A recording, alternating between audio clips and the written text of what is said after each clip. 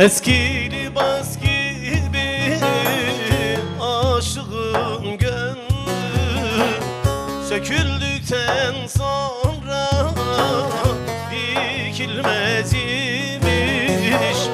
Güzel sever ise gerdanı bendi, her güzelin kanı çekilmez imiş.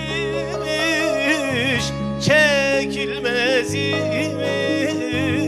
çekilmez imiş, çekilmez imiş. Her güzelin kanı çekilmez imiş, çekilmez imiş, çekilmez imiş, çekilmez imiş.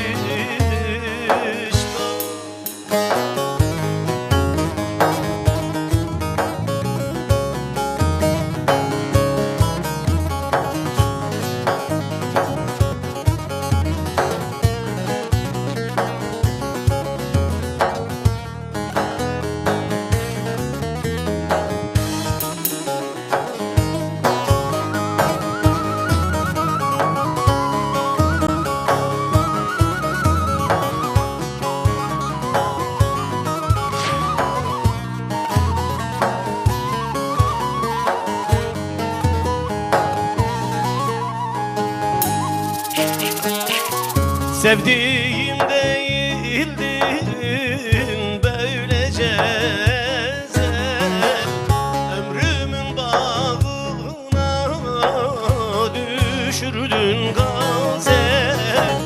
İbrişinden taze taze sevdiğim güzel, meğer Polat gibi bükülmez imiş. Lele bükülmez imiş, bükülmez imiş, bükülmez imiş.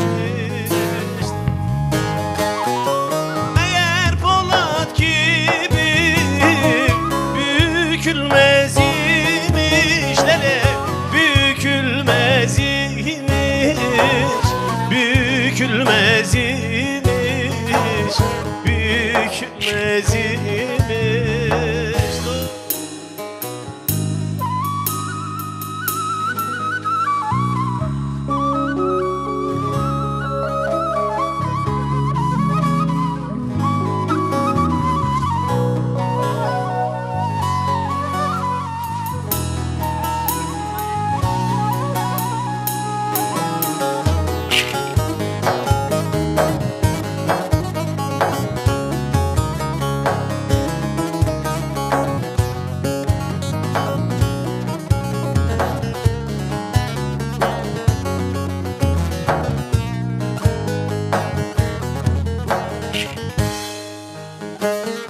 Seyrani'nin gönlü kanla yaşimiş,